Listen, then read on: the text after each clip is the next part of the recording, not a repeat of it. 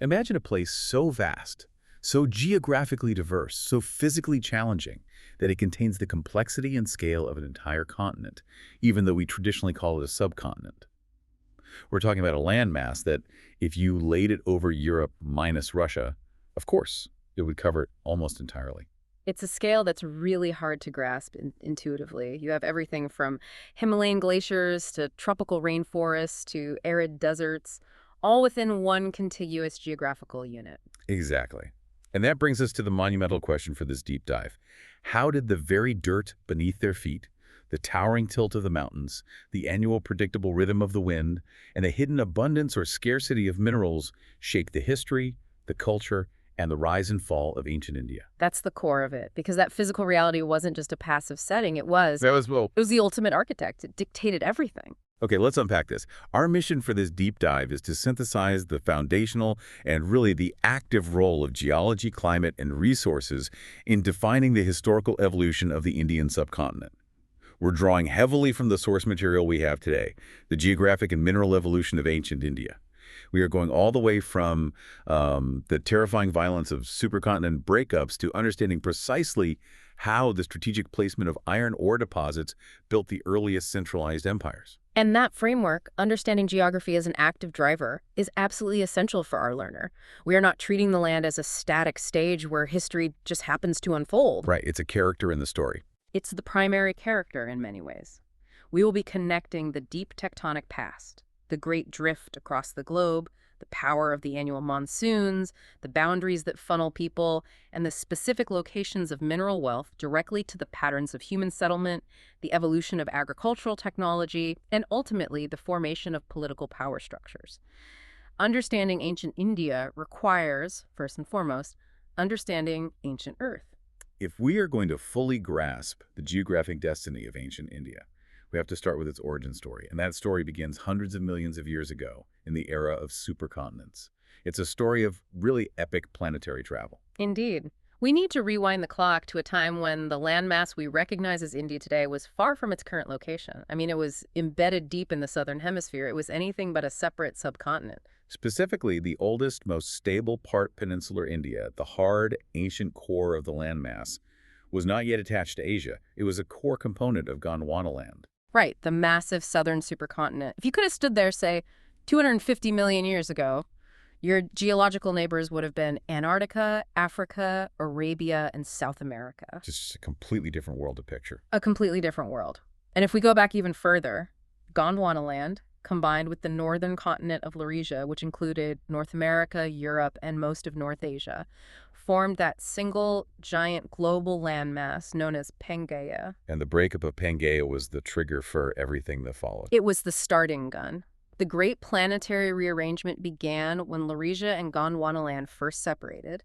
Then, the massive southern supercontinent, Gondwanaland itself, began to fracture around 225 million years ago. What was driving that? Intense tectonic movements. Essentially, deep heat from the planet's mantle created rifts, and the continents just started to pull apart. This continental breakup was slow, relentless, and it's what gave rise to the separate geographical units we know today. What is truly fascinating for us, looking at India, is the timeline of its own independent journey. It's incredible. India didn't just drift passively. Following the fracturing, the Indian plate set off on an astonishing high-speed voyage northwards, moving at a rate that geologists describe as remarkably fast compared to other continental movements. So it was an island continent for a time. Exactly. It emerged as a separate, distinct geographical unit, a lone piece of the world setting off on its own approximately 40 million years ago.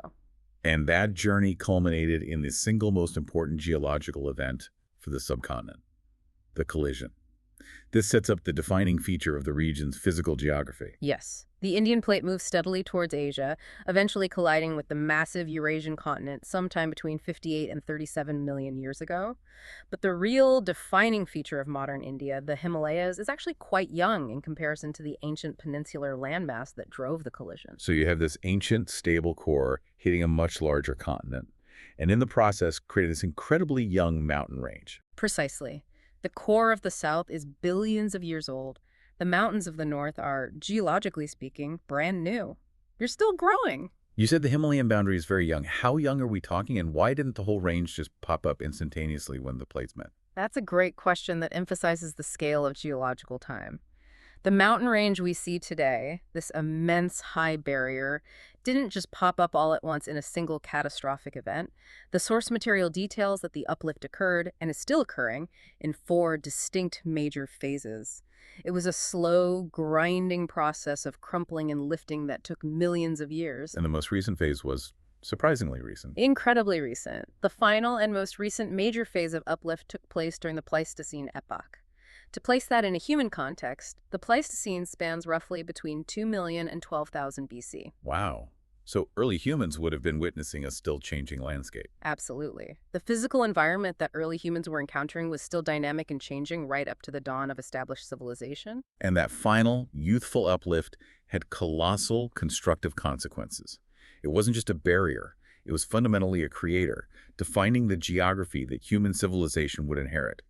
How did that massive uplift change the face of the land? It was a truly generative event. The massive uplift of the Himalayas played a crucial role in forming the vast, unbelievably fertile Indo-Gangetic plains. As the mountains rose, the energy, mass, and water flow of their river systems, fed by snowmelt and the monsoons, created colossal erosive power. These systems brought down and deposited enormous amounts of alluvial material, silt, sand, and clay, creating a deep, flat, uniform, and incredibly productive surface.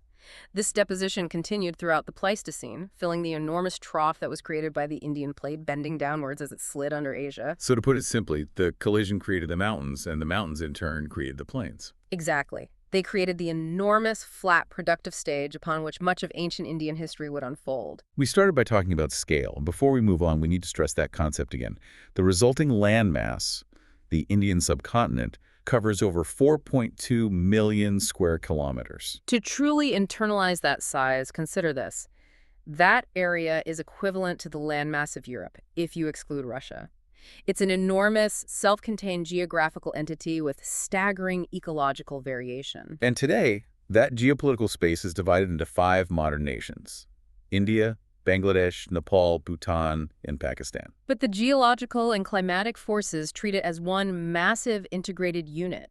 The mountains and the monsoons don't respect modern borders. And even within the modern country of India alone, you encounter this staggering scale. It has 28 states and 8 union territories. The critical takeaway here is that some of those individual states are geographically larger than many sovereign European nations. Right. The forces of nature had a colossal, diverse canvas to work with, establishing the foundational environment for everything from arid deserts to thick rainforests, all within one region. Once that enormous geological stage was set, the annual climate dictated the potential for life. Because the subcontinent is such a well-defined geographical unit and largely situated in the tropical zone, one thing became paramount: absolute reliance on the monsoon system. The monsoon is not just weather. It has been an essential protagonist in India's history. In ancient times, especially before advanced, large-scale irrigation techniques became widespread. Techniques that require what? Centralized power and a lot of capital. Exactly. Before all that, rain was absolutely and fundamentally crucial for agriculture. Without predictable, sufficient rain, you had famine and societal collapse. With it, you had the surplus necessary for urbanization and civilization. And the main engine for that ancient agricultural surplus was the Kharif crop. Can you walk us through that specific cycle for us? Sure. The Kharif crop is the North Indian summer harvest, and it depended entirely on the vital southwest monsoon. This system typically lasts between June and October, bringing rain in varying degrees to the major parts of the country. So the timing is everything. The timing is essential. The rain arrives just when temperatures are highest and water is needed most. This influx of water provides the lifeblood for the agricultural cycle, allowing the major summer crops, like rice in the east and certain millets, to thrive. But the climate system across the subcontinent is far too complex to rely on a single wind system. What about the other major necessities, like the winter crops? That's where the nuances of global atmospheric patterns come into play. While the southwest monsoon is the big player for summer, northern India, particularly the regions growing staples like wheat and barley, also relies heavily on winter rain. And this comes from a different source entirely. A completely different system. This rain is brought by atmospheric disturbances known as the western disturbances. That sounds like a highly technical term. What exactly are the Western disturbances, and why are they so critical for northern agriculture? What's fascinating here is the global connection. The Western disturbances are essentially non-monsoonal cyclonic storms that originate in the Mediterranean Sea.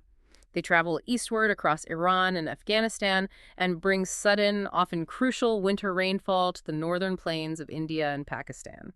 So weather from the Mediterranean is watering the fields in Punjab. In essence, yes. This winter rain is vital for the rabi crops wheat and barley, which are sown in autumn and harvested in spring.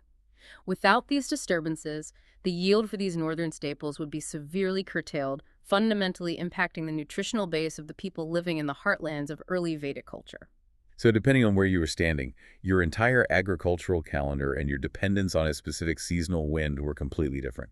We have the dominant summer monsoon, the critical winter disturbances up north, and then there's a complete inversion on the coastal areas of the peninsula. Exactly. A crucial regional difference is visible on the eastern coast. The coastal areas of Tamil Nadu get their major rainfall from a completely different system. The northeast monsoon, sometimes called the retreating monsoon. And this arrives later. Much later. This sweeps in from mid-October to mid-December.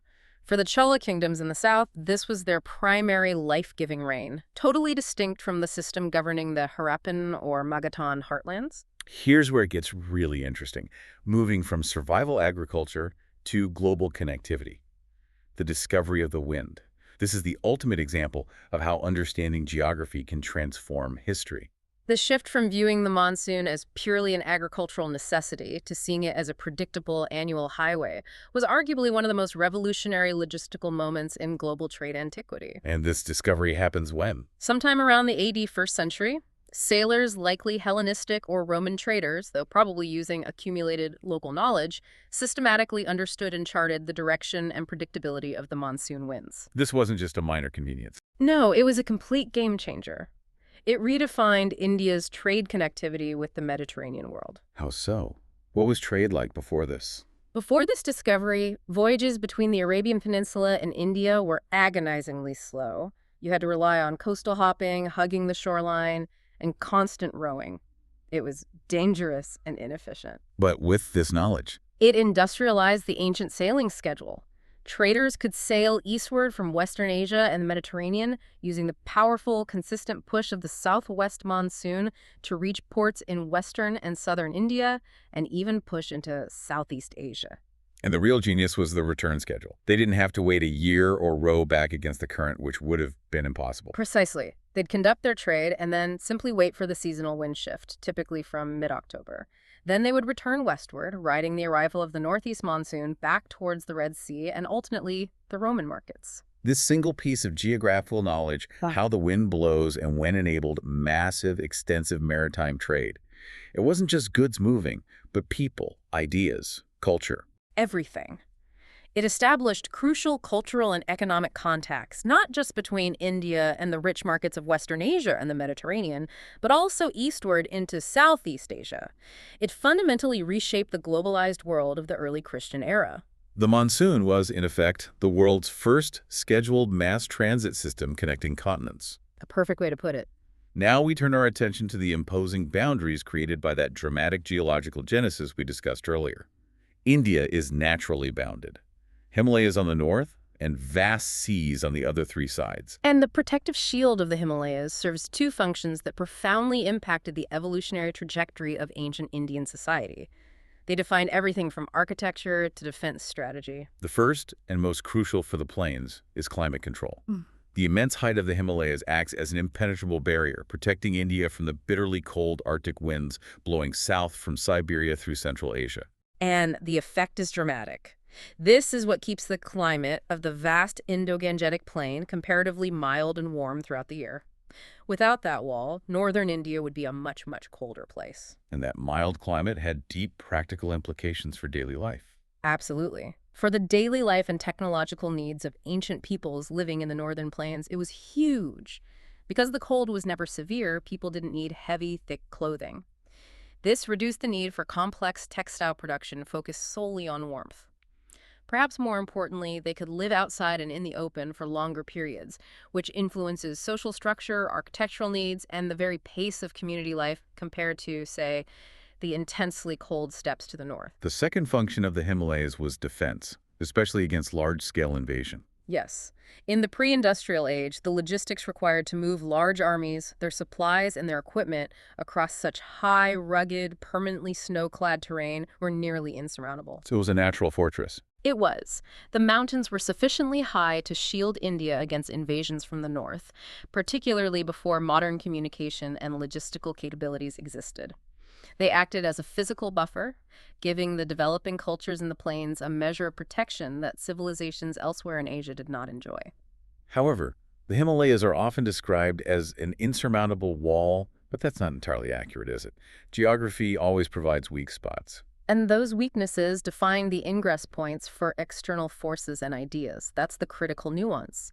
The Himalayas are not a monolithic barrier. Where are the main weak spots? On the northwest, where the range curves south, the Suleiman mountain ranges, which are a southward continuation of the Himalayas, and the Khyarthar ranges, which they join in Baluchistan, created accessible routes. These were the famous critical passes. The Khyber, Bolan, and Gomul passes. These names echo through centuries of historical movement. Exactly. These passes served as continuous high-volume conduits. The historical evidence shows that from prehistoric times onwards, there was constant two-way traffic between India and Central Asia utilizing these routes. They funneled people through the mountains. So who is using these passes? Everyone. This traffic included military invaders, peoples from Iran, Afghanistan, and Central Asia, but also massive waves of immigrants seeking better agricultural land and, crucially, merchants facilitating trade in goods like horses, gold, and spices. Even the Hindu Kush, the rugged westward extension of the Himalayan system, didn't form an absolute barrier between the Indus and the Oxus river systems. It was difficult, but navigable. So the passes weren't just entry points for conflict, they were crucial facilitators of trade and, perhaps more significantly, cultural exchange. The mountains acted as a funnel for ideas. This cultural role is often overlooked. These passes allowed for the continuous flow of technological ideas, religious practices, and linguistic concepts between India, Central Asia, and West Asia. The very diversity we associate with ancient India owes a debt to these funnel points. And within the Himalayan system itself, nestled in the mountains, are high valleys that developed their own unique life, yet remained connected conduits. You mentioned Kashmir and Nepal in the sources. Kashmir provides an excellent case study.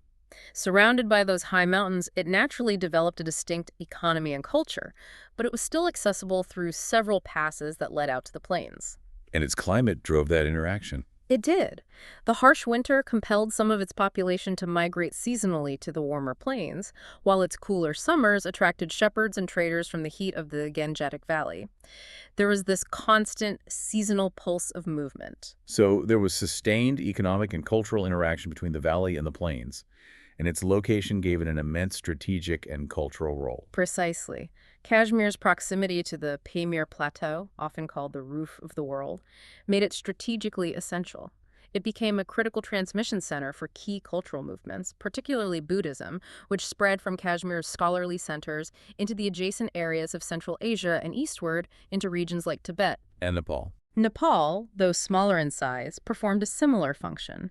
It was accessible from the Gangetic Plains through a number of passes, keeping its cultural and economic life tethered to the northern plains. And here we see the mountains serving as conservators of culture.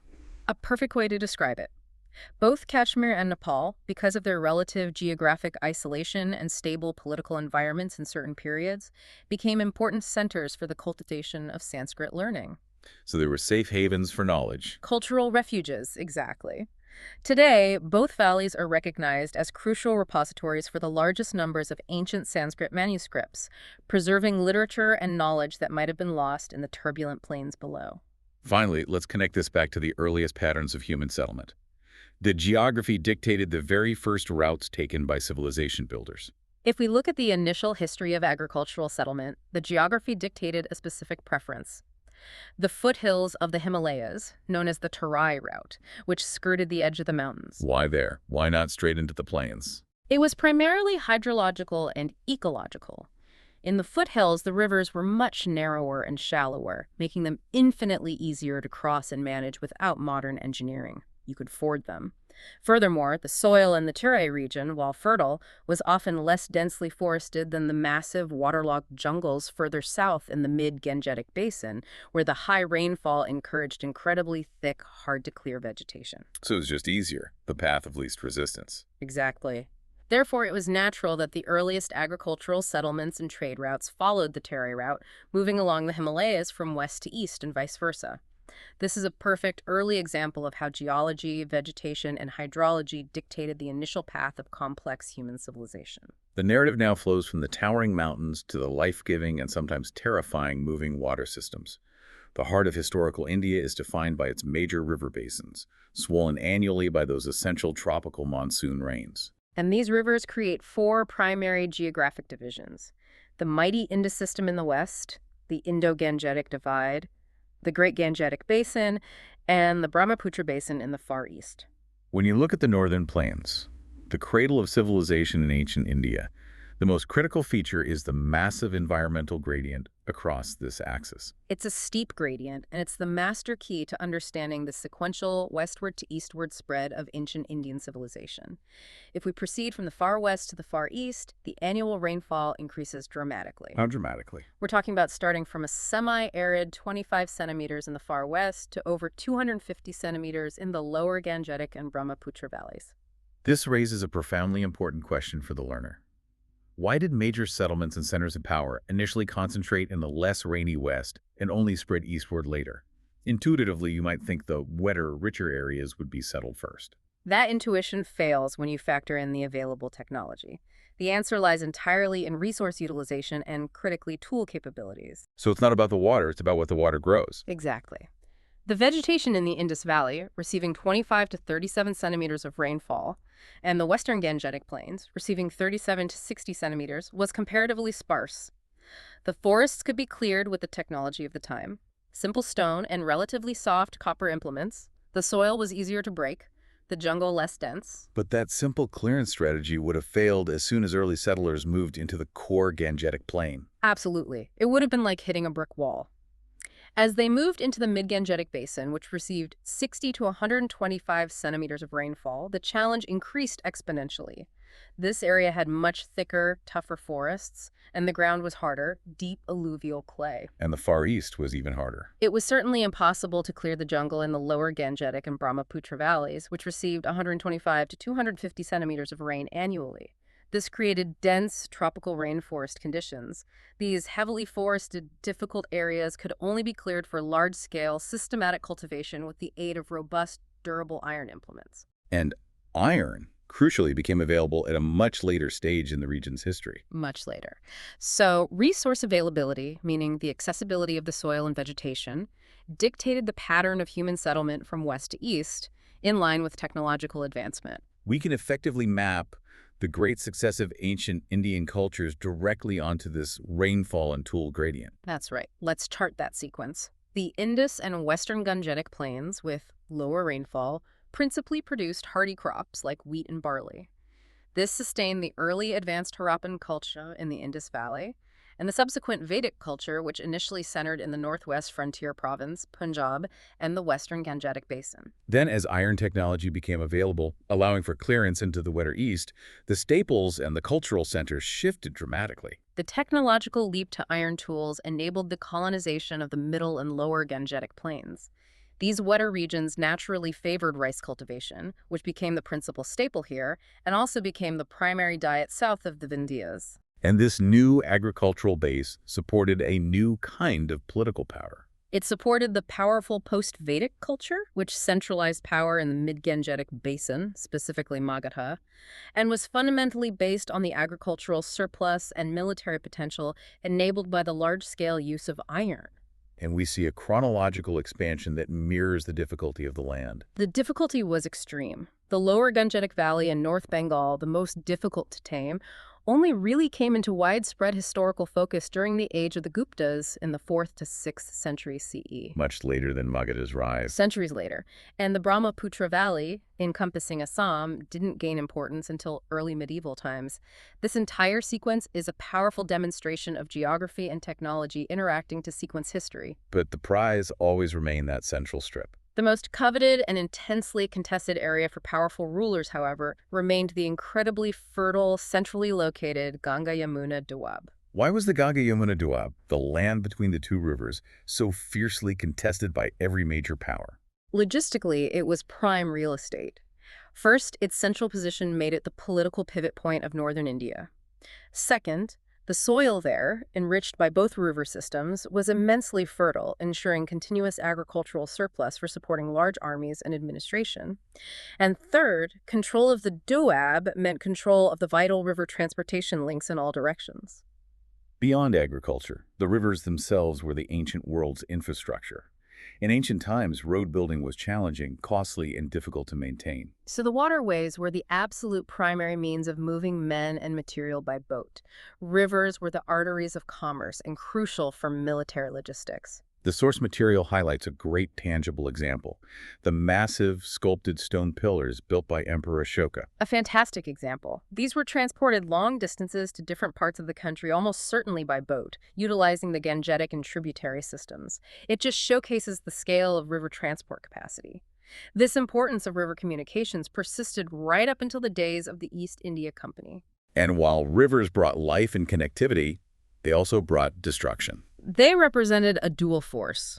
Rivers were essential for fertility, inundating surrounding areas and supplying water for complex canal networks, but the annual monsoon floods could be catastrophic, periodically destroying ancient towns and villages. They were vital but volatile. Yet, despite the danger, ancient centers of power clustered along the banks. Yes. Ancient capitals and major towns, Hastinapur, Prayag, Varanasi, Pataliputra, were all situated directly on riverbanks or at river junctions. Why a junction specifically? In the pre-industrial world, a river junction was the ultimate logistical and commercial node. It was the equivalent of a major modern rail hub or a global shipping port. They provided water, defense, and connectivity all at once. Now let's move south into the peninsula. Rivers and mountains here performed another crucial function: establishing political and cultural boundaries. Let's look at the East Coast first. In the Eastern Peninsula, geography provided clear boundaries.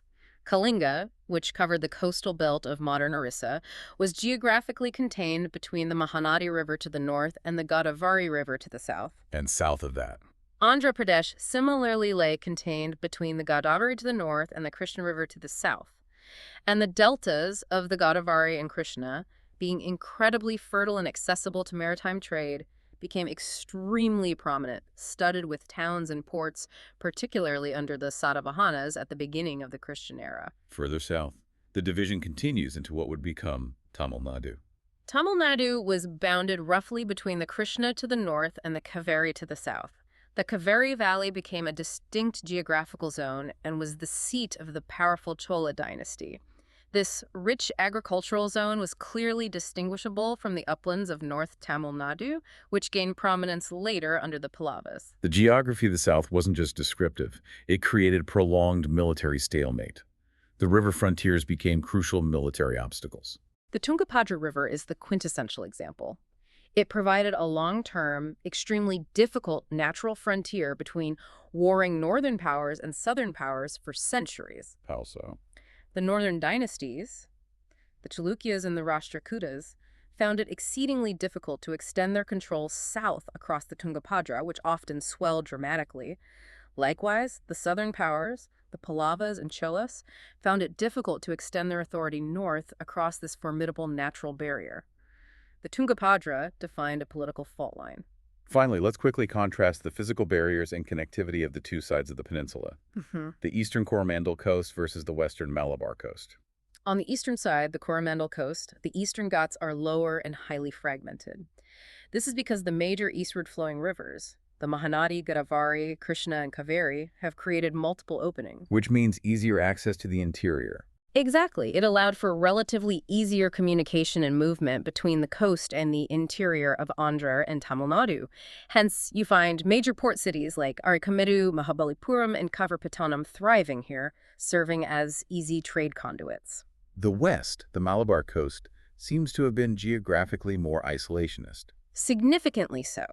The towering sheer cliffs of the Western Ghats made communication between the coast, where small kingdoms and lucrative ports existed, and the interior plateau regions of Maharashtra, Karnataka, and Kerala extremely difficult due to fewer, tougher passes. So it fragmented the political landscape. It did. The geography of the West Coast created greater isolation between the maritime economy and the inland economies, fragmenting the political landscape more intensely than in the East. What's fascinating here is that the natural frontiers, the rivers, mountains, and deltas, created distinct regions that often developed into separate political and administrative units. The sheer scale and difficulty of communication meant it was incredibly hard for one ruling class, say, based in the Gangetic Plain, to maintain control over the entire subcontinent simultaneously. This geopolitical reality of fragmentation naturally led to intense cultural diversification. Gradually, every major geographical region grew into a distinct cultural unit with its own style of life and, importantly, its own regional language. But there's a linguistic link, at least in the north. Yes, we must note an important linguistic caveat. While fragmentation occurred, most languages in northern and western India, from Punjabi to Bengali, shared a common ancestry. They were derived from the same Indo-Aryan linguistic stock. This provided a foundational cultural unity across the north. But despite these strong political and linguistic regional boundaries, there was a profound cultural unifying factor that reached across the entire subcontinent, south included. That unifying factor was Sanskrit. What's fascinating here is how geography limited political unity, but language provided cultural cohesion. How widespread was it? Virtually throughout India, Sanskrit came to be cultivated, studied, and understood by the educated elites. It provided a shared cultural, literary, and intellectual link that transcended political and geographical divisions, acting as the glue for a highly decentralized cultural space. The most dramatic natural division in the subcontinent, of course, is the Vindhya Mountains, cutting across India from west to east. This is often cited as the rough historical boundary between North and South India. Geographically, the Vindhyas delineated the main concentrations of Indo-Aryan speakers in the north versus the Dravidian speakers in the south, with various tribal peoples inhabiting the mountain regions and deep forests in between. It marks a profound environmental and cultural shift. We might assume such a large, densely forested mountain range would be an insurmountable barrier leading to complete cultural isolation between the north and the south. Was that the case? That is the common simplified assumption, but it is incorrect. The Vindhyas, though difficult, did not constitute an impassable barrier. The historical record is clear. Despite difficult communications and dense forests, there was constant, persistent two-way movement of people and ideas from north to south, and vice versa, right from prehistoric times. This flow was the mechanism of unity. Who exactly were these key actors that maintained the connection? The traffic was diverse. It included rulers and generals leading military expeditions, though these were often temporary. More influential were the traders, constantly seeking new markets, and missionaries, especially those spreading Buddhist and later Hindu philosophical and religious ideas. And the source highlights the role of the Brahmanas. Yes, most critically, the cultural leaders. The Brahmanas. The Brahmanas moved extensively across the subcontinent, carrying Sanskrit, literature, rituals, and new agricultural and political ideas. Their movement ensured that philosophical and religious practices in the south were constantly engaging with ideas originating in the north, and vice versa. So this continuous two-way traffic prevented cultural isolation between the geographically distinct regions and led directly to the development of what we call a strong composite culture. It wasn't fusion, but rather a constant give and take in language, religious customs, and cultural practices. The sheer tenacity of this interconnectedness is astounding. And it brings us back to the central economic driver of human movement. Why did people keep crossing these barriers, the Vindhyas, the wide rivers, the difficult passes, despite the difficulty? The essential connection is that not every region possessed the necessary resources to sustain livelihoods in total isolation. No single region was fully self-sufficient across all categories required for complex civilization. So necessity drove connection. The common overarching need for specific resources, especially metals, but also specific trade goods like timber and precious stones, drove the necessity for a constant active network of interconnection between all the different regions of the country, starting from prehistoric times onwards. Geography might mandate separation, but economic and technological necessity compelled unity. We move now from the shaping forces of climate and terrain to the foundational elements of civilization, the resources beneath the ground. The exploitation of India's natural resources has a direct, tangible bearing on its history because it dictated where settlements could form, what tools they could use, and which regions could fund large-scale political power. Let's start with the absolute basics required for early life and construction.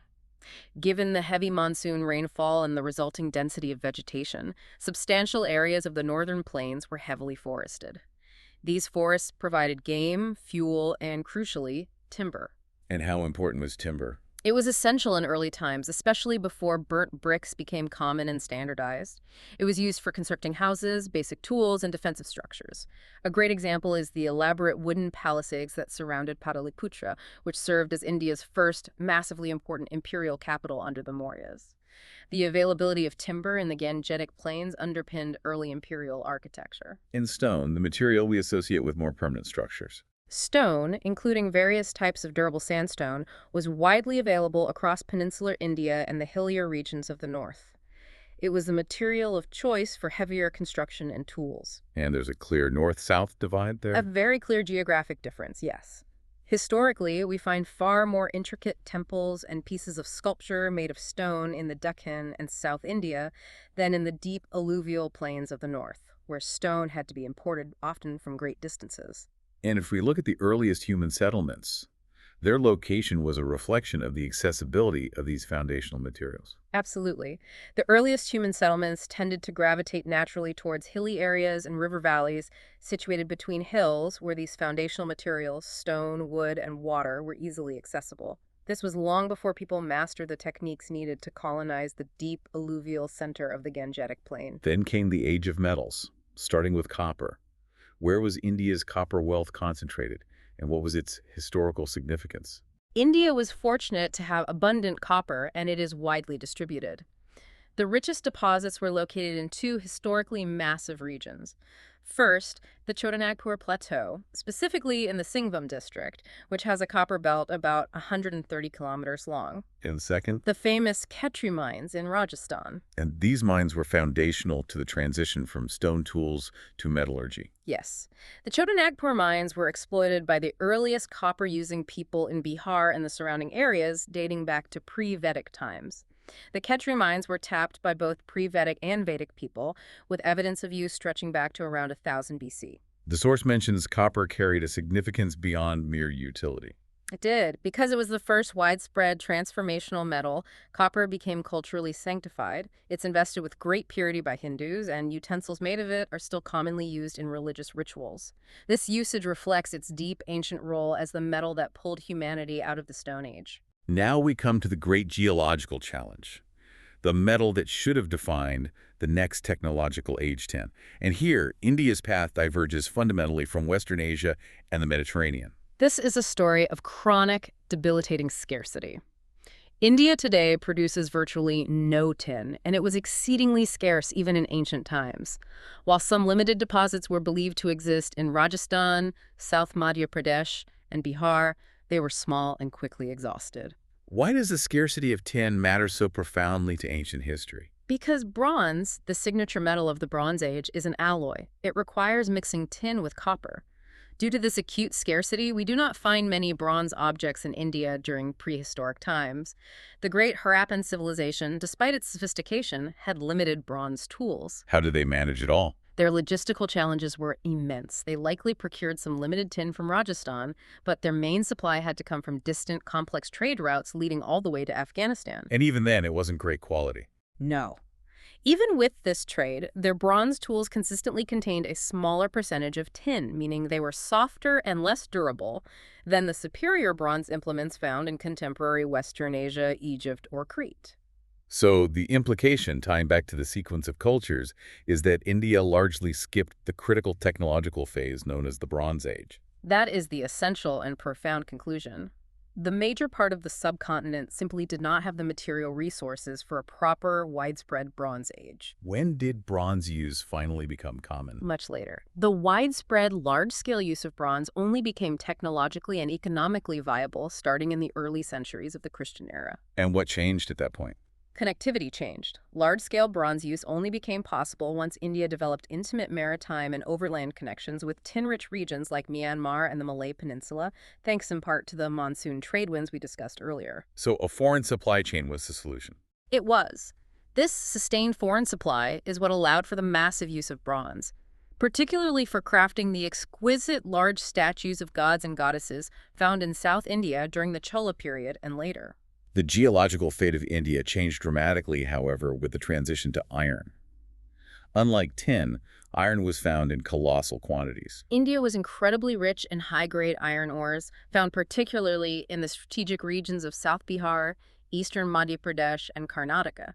This abundance was a geopolitical trump card. Once they figured out how to use it. Right, once the critical art of smelting iron was mastered, using powerful bellows and flux, which eventually allowed for the creation of high-carbon steel iron could be produced cheaply and in mass quantities. And this metal was a tool of both war and civilization building. Absolutely. Iron was used for warfare, creating superior weapons that helped certain powers dominate.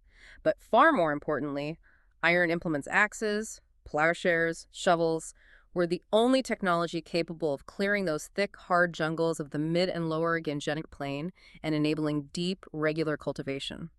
This unlocked the massive agricultural potential of the East. And this abundance of iron is directly linked to the formation of the first great centralized political power in the subcontinent, Magadha. The connection is undeniable and fundamental. The formation of the first large empire, Magadha, in the 6th to 4th centuries BC, owed much of its success to the absolute proximity of readily available iron ore deposits situated just south of the region. It gave them a military and agricultural edge. An advantage in arms and, more crucially, in agriculture and population growth that other regions couldn't match. We also see that the large-scale use of iron made Avanti, with its capital at Ujjain, an important kingdom. Later southern dynasties like the Satavahanas likely exploited the large iron ores of Andhra and Karnataka to sustain their power. Resource proximity was a persistent driver of political success. Beyond the foundational metals, other resources influenced currency and specialized trade. Let's look at lead, a somewhat overlooked metal. Andhra possessed large and accessible lead resources. This resource explains why large numbers of lead coins are found in the kingdom of the Satavahanas, who ruled over Andhra and Maharashtra in the first 2 centuries of the Christian era. Why lead? It was a cheap, locally available currency metal, perfect for widespread use in their large territorial kingdom. Lead may have also been sourced from towns in Rajasthan. And silver, the metal of the earliest coinage, was rare in India. How did they manage? Silver is indeed rare in India, making its use for currency a geopolitical challenge. Yet, the earliest Indian coins, called punch-marked coins, were made largely of silver. Where did they get it from? We know silver mines existed in the Kharagpur Hills in the Mongher district in early times, and these mines were likely the source for the white metal used in those earliest punch-marked coins found in Bihar. However, this supply was likely insufficient for large, sustained imperial needs. Finally, the ultimate precious metal, gold. India has always been a massive consumer of gold, but was it a significant producer, or did it rely on the outside world? It was a mix, but heavily reliant on foreign sources for long-term currency needs. Gold was obtained from 2 local sources. First, from placers' gold dust carried down by river streams from the Himalayas. Second, the famous Kolar goldfields in Karnataka. And when did those become important? While trace amounts were found very early in Karnataka, around 1800 BC, significant exploitation of the Kolar fields didn't start until the beginning of the 2nd century AD, likely due to the depth required to mine it effectively. But even with Kolar, ancient India relied heavily on foreign supply to maintain its currency. This is the critical economic lesson. Much of the gold used in early times was obtained from external sources, primarily Central Asia, and, most significantly, the vast flow of gold from the Roman Empire in exchange for Indian spices, textiles, and gems. And this is what funded the great gold coinages. Exactly.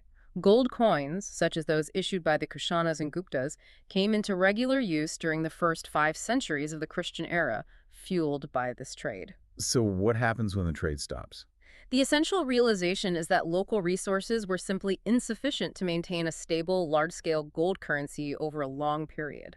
Once the foreign supply stopped, which inevitably happens during economic or political shifts, like the decline of Roman trade, gold coins quickly became rare, forcing a reliance back onto silver or copper coinage. And to round out the resources that fueled ancient commerce and kept the trade routes active. India also produced a vast variety of highly coveted precious stones and gems, including pearls from the southern coasts and numerous other stones found in central India, Orissa, and the south. These items formed an extremely important item of trade, eagerly sought after by the Romans during the early centuries of the Christian era, highlighting how India's specific geology provided coveted trade goods that fueled global economic networks. Otro. So what does this all mean? We've traced the geographical destiny of ancient India from the deep past to the formation and sequencing of its great empires.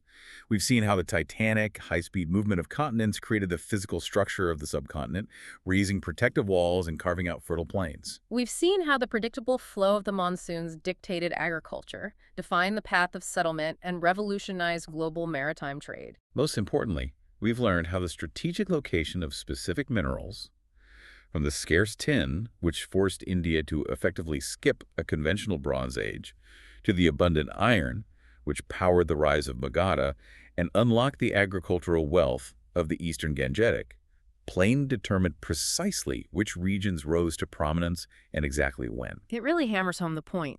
It does. Geography was never a passive stage. It was the ultimate, decisive architect of ancient Indian history, writing the script for civilization through climate, boundaries, and mineral wealth. If we connect this to the bigger picture, it encourages us to view modern challenges through this immense geological and climatic lens.